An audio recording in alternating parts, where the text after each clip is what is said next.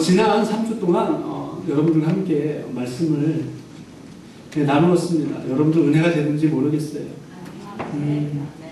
제가 삼산교회에 다닌 지 28년 됐습니다.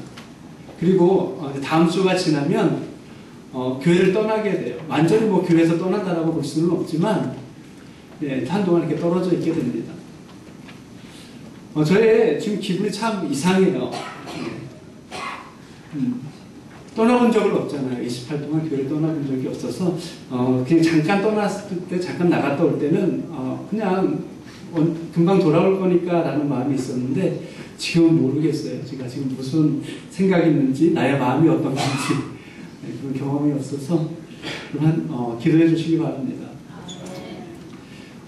그리고 저는 우리 함께 드리는 모든 성도가 구원의 확신을 가진 성도가 되었으면 좋겠습니다.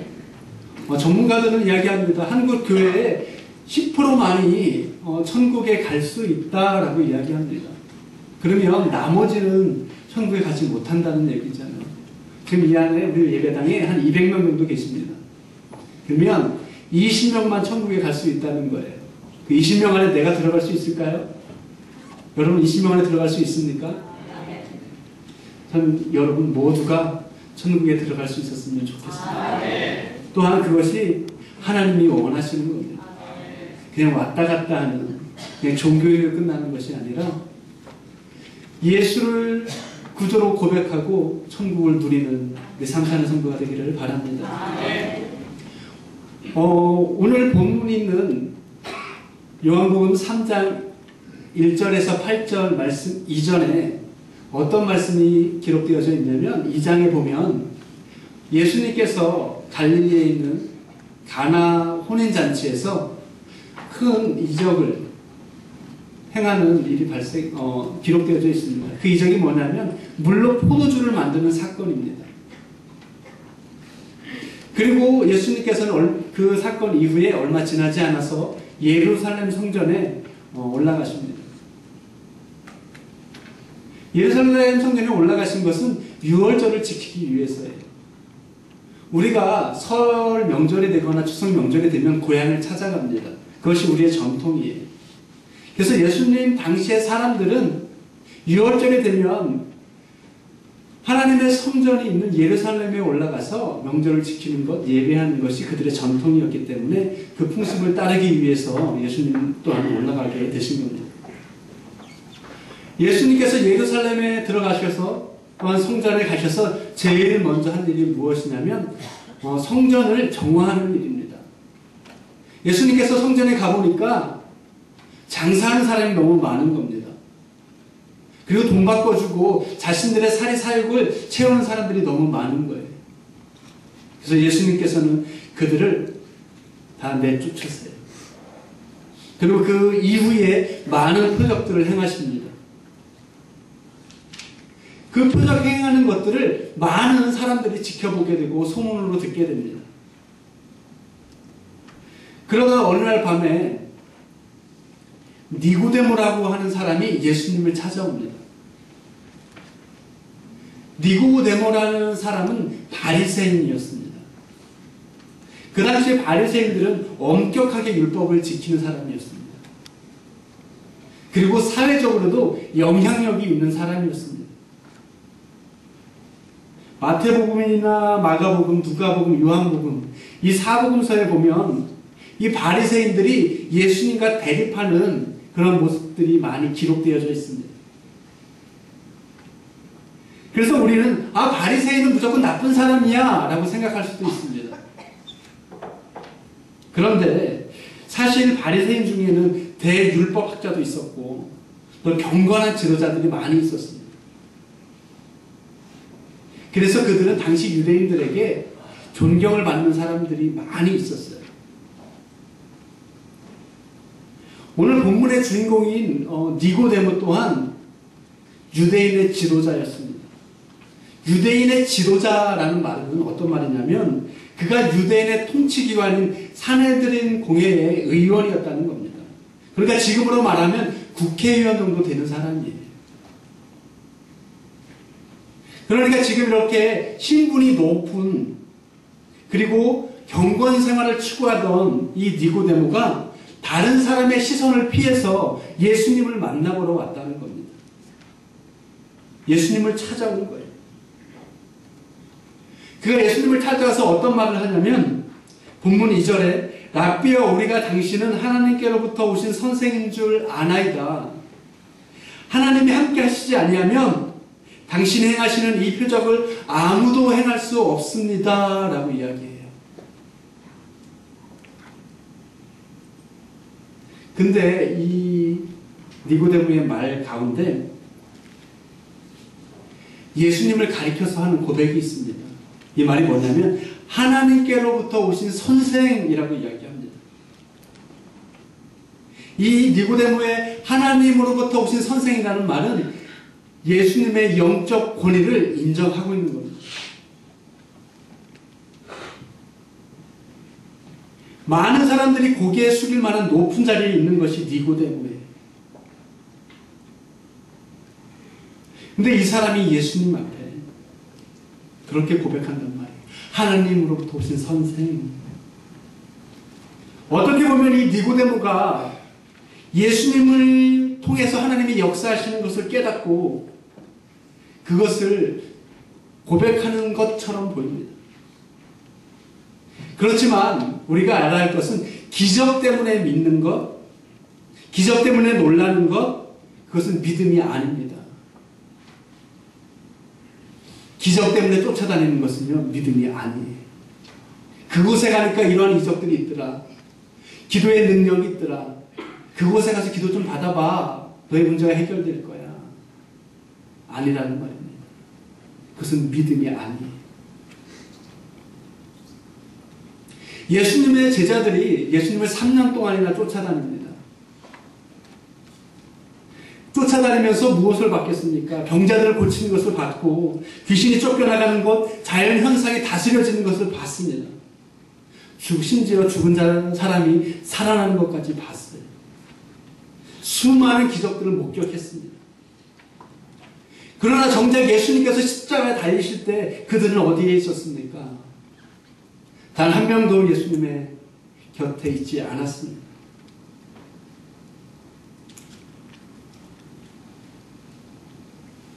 수많은 기적을 체험했는데, 그렇게 많은 사랑을 받았는데 그들이 예수님의 곁에 있지 않아요. 모두 도망가 버립니다. 그러면 3년 동안에 그들의 예수님을 본 그 기적이, 이것을 우리가 예수님 곁에 있기엔 부족해 라고 생각해서 떠나간 것이었을까요? 이스라엘 백성이 이집트를 탈출할 때 그들 앞에서 홍해가 갈라집니다. 그리고 그들이 농사짓지 않아도 만나를 하나님께서 내려주셔서, 또한 메추라기를 보내주셔서 그들이 줄이지 않았어요. 낮에는 구름 기둥으로 그들을 인도해 주셨고 밤에는 불기둥으로 그들을 이끌어 주셨습니다. 그들은 봤어요. 마실 물이 없을 때는 반석을 깨뜨려서라도 그들에게 물을 먹이셨습니다. 그들은 체험했습니다. 그런데 매일매일 기적을 체험했던 그들이 하나님을 온전하게 믿고 순종했습니까? 그렇지 못했습니다. 그들의 순종하지 못한 결과가 어떻게 나타납니까? 홍해를 건넌 사람들은요, 단 한 명도 가나안 땅에 들어갈 수가 없었습니다. 모두 광야에서 죽어요. 가나안 땅에 들어간 것은 그들의 후손과 여호수아 갈렙뿐이었습니다. 그들이 기적을 못 봐서, 기적을 체험하지 못해서 그들에게 믿음이 없었던 걸까요? 그들이 부족해서, 하나님이 보여주신 것이 부족해서 하나님을 신뢰하지 못하고 의심했던 걸까요? 아닙니다. 기적을 추구하는 신앙은 언제나 흔들리기 마련입니다. 또 새로운 기적을 찾고 또 새로운 기적을 찾기 마련이에요. 대부분 사람들은 어려운 일을 당하면 하나님 이 문제만 해결해 주시면 제가 이전보다 더 열심히 하나님 앞에 충성하겠습니다. 하나님께서 맡겨준 사명을 감당하겠습니다. 라고 이야기해요. 특히 병원에 입원한 사람은 하나님 이 병만 고쳐주시면, 저를 건강하게 만들어주시면 제가 더욱더 열심히 주님 앞에 헌신하겠습니다 라고 이야기해요. 뭐라도 지푸라기라도 잡으려고 하는 심정으로. 근데 저는 그 말을 잘 믿지 못해요. 왜냐하면 그런 것을 봤으니까요.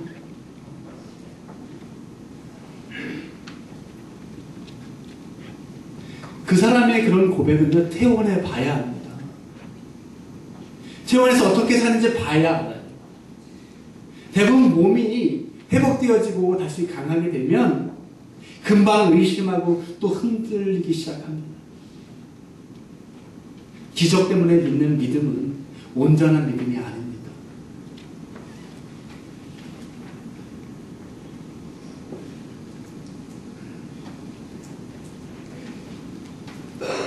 기적에 대한 소문을 듣고 밤에 찾아온 니고데모에게 예수님께서 뭐라고 말씀하시냐면, 우리 오늘 본문 3절을 다 같이 읽도록 하겠습니다. 예수께서 대답하여 이르시되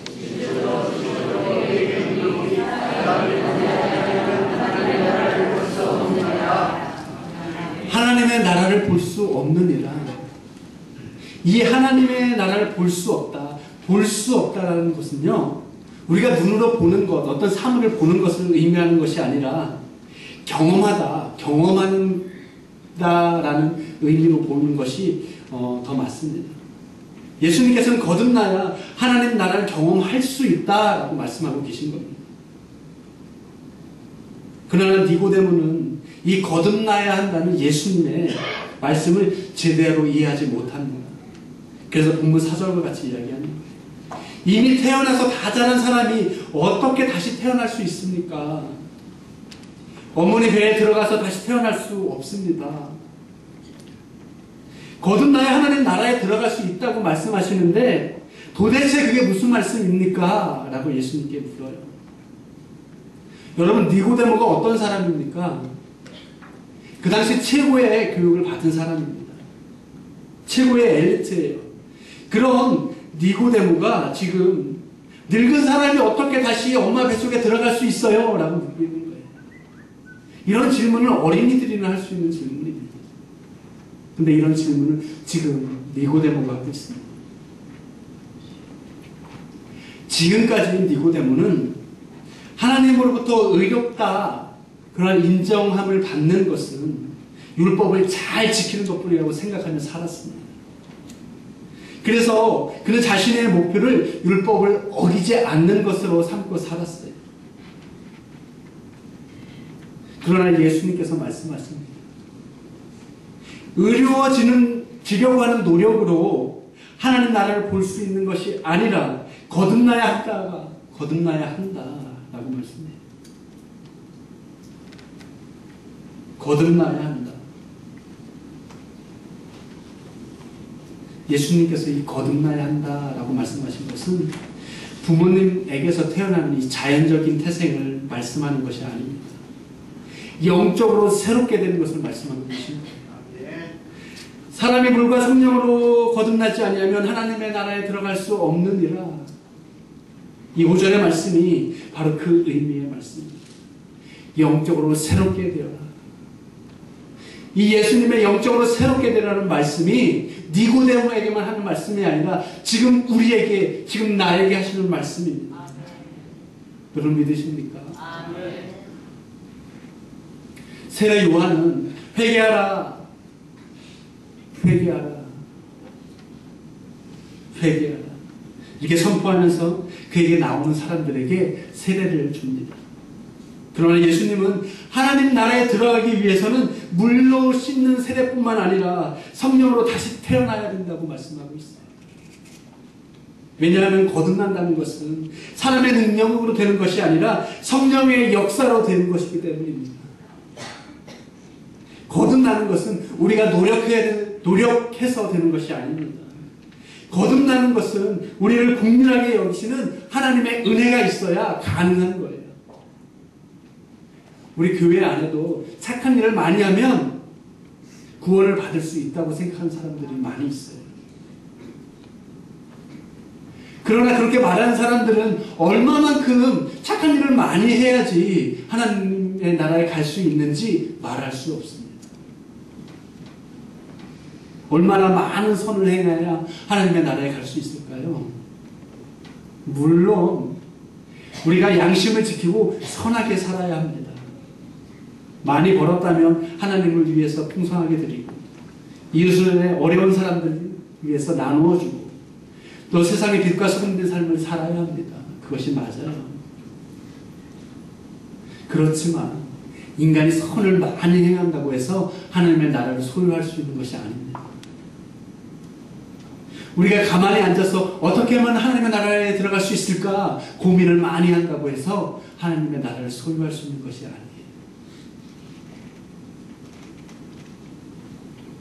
인간의 구원의 문제는 전적으로 하나님께 달려있는 겁니다. 에베소서 2장 8절에 보면 너희는 그 은혜에 의하여 믿음으로 말미암아 구원을 받았으니 이것은 너희에게서 난 것이 아니요 오직 하나님의 선물이라 라고 말씀합니다. 사람이 우리가 태어난 것이 우리가 선택해서 태어날 수 있다면 우리의 노력에 의해서 태어날 수 있다면 여러분 이 한국 땅에 태어날 수 있겠어요? 아니 한국 땅에 태어난 것을 감사할 수 있으십니까?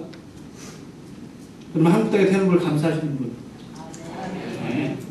예, 그래도 일부 예배 때보다 훨 낫습니다. 일부 예배는 3명밖에 없어요. 근데 지금은 그래도 한 70%는 한국 땅에 태어난 것을 감사하는 거죠. 그렇습니다. 우리가 만약에 우리가 태어날 곳을 선택해서 태어날 수 있다면 어떤 사람은 아프리카에 태어나서 못 먹고 굶주리고 그런 곳에 태어나고 싶은 사람이 있겠어요? 아니면 지금 세계적으로 IS 때문에 문제인데 그런 시리아 북쪽에 태어나서 항상 불안한 삶을 살고 싶겠습니까? 우리가 이 세상에 태어나는 것은요 내 뜻대로 태어나는 것이 아니에요. 내가 결정하고 내가 선택할 수 있는 것이 아닙니다.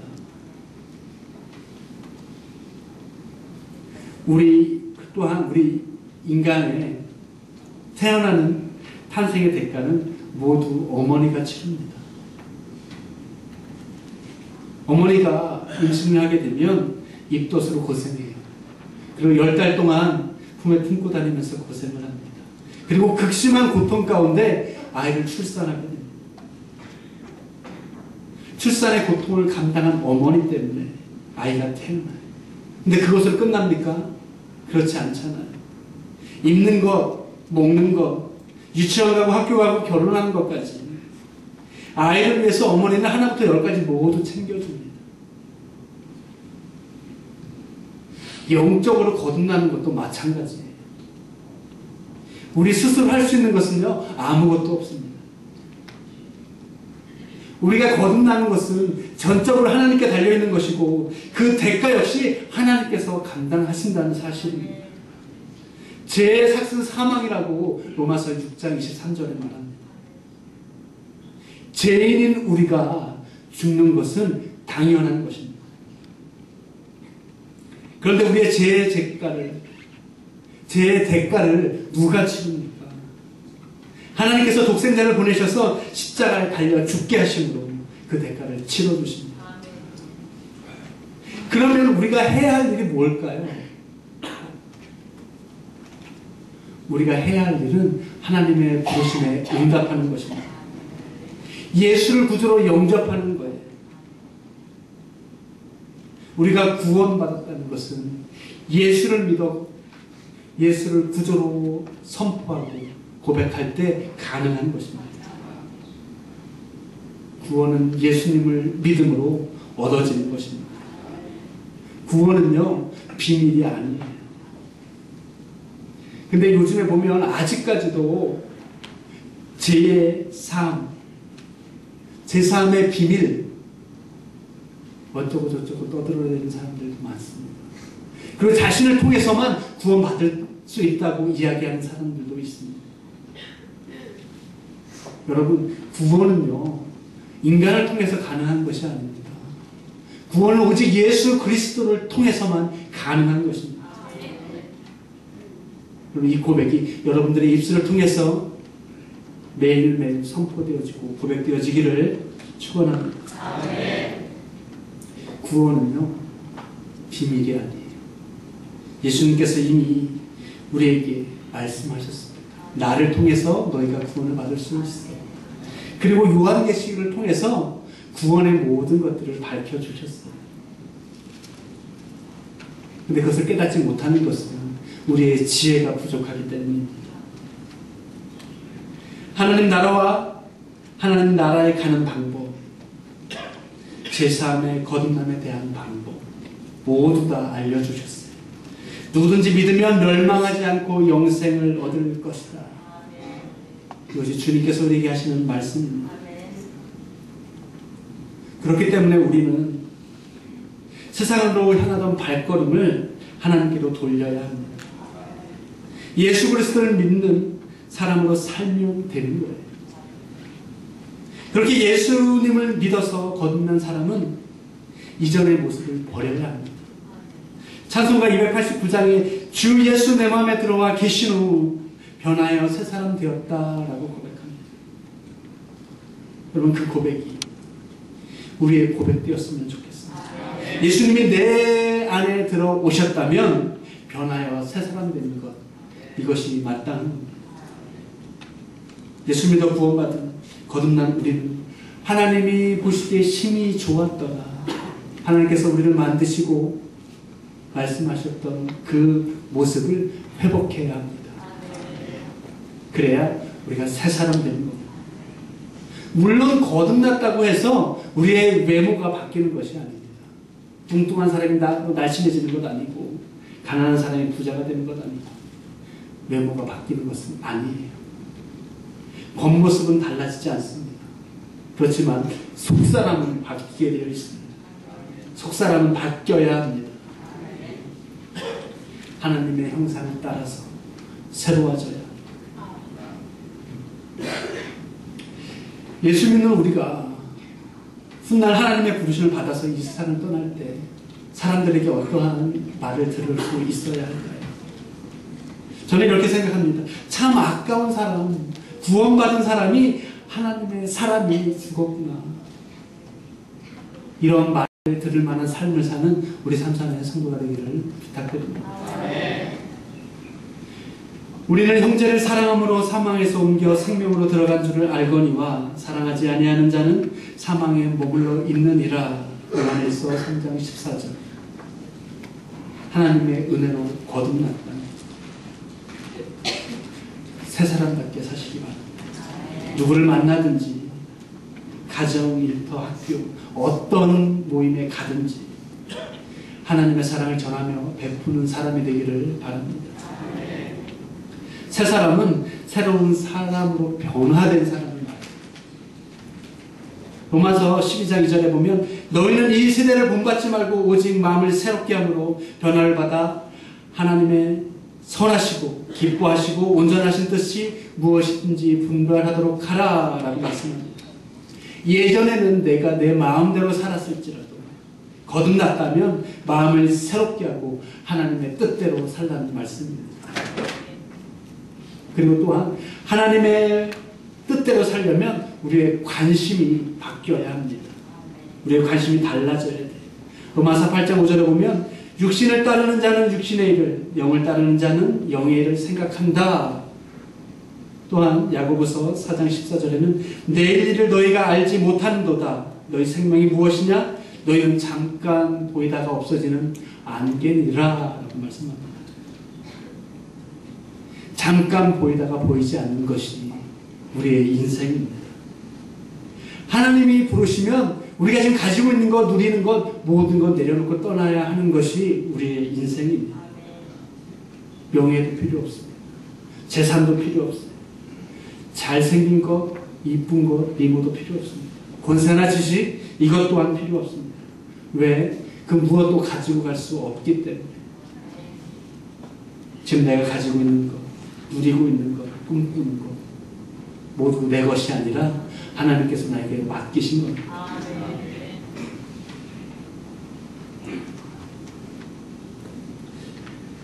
2008년 2월 27일 국민일보에 실렸던 전 KTF 부사장 조서환이라는 사람의 이야기를 말씀드리고 말씀을 마치도록 하겠습니다. 그는 23살에 육군 소위로 임관을 합니다. 근데 군 생활 가운데 어느 날 불의의 사고를 당해서 손목이 잘라지는 그런 일을 겪게 됩니다. 그 당시 그에게 여자친구가 있었는데 그 남자친구를 간호하기 위해서 집까지 병원 근처로 옮겨서 극진하게 간호를 합니다. 여자친구의 그런 넘치는 사랑 덕분에 손목을 잃은 슬픔을 그는 극복할 수 있었습니다. 그런데 그러던 어느 날 그 여자친구의 아버지가 병원에 찾아옵니다. 그래서 뭐라고 이야기하냐면 딸에게 이 남자를 택할 것인지 아니면 나를 택할 것인지 이야기해라. 이 남자를 위해서 부모를 버릴 것이냐 하고 막 호통을 쳐요. 그러니까 그녀가 그때 이렇게 이야기합니다. 만약 아버지가 손을 잃었다면 어머니가 아버지에게 어떻게 하기를 바라세요? 저는 이 남자를 사랑한 거지 이 남자의 상황이나 이 남자의 손목을 사랑한 것이 아닙니다 라고 대답했다고. 그때 이 조서환 부사장은 평생 이 여자를 행복하게 해주면 살아야겠다라고 결심했다고 합니다. 사랑의 빚진 자가 된 겁니다. 하나님께서는 우리가 어떠한 자격을 갖춰서 사랑하시는 것이 아닙니다. 우리 모습 그대로 주는 그리스도시요 살아계신 하나님의 아들이시니다. 이 고백을 하는 우리를 그분의 자녀 삼아 주신 겁니다. 그분의 백성 삼아 주신 겁니다. 독생자를 주신 하나님께 빚진 우리는 범사에 하나님을 기쁘시게 하며 살아야 합니다. 그리고 하나님과 사람 앞에 부끄러움 없는 삶을 살아야 합니다. 다윗과 같이 하나님의 마음에 합한 자라 인정을 받는 삶을 살아야 합니다. 이러한 삶으로 하나님의 나라를 소유하고 누리는 우리 삼산의 성도가 되기를 축원합니다. 기도하겠습니다.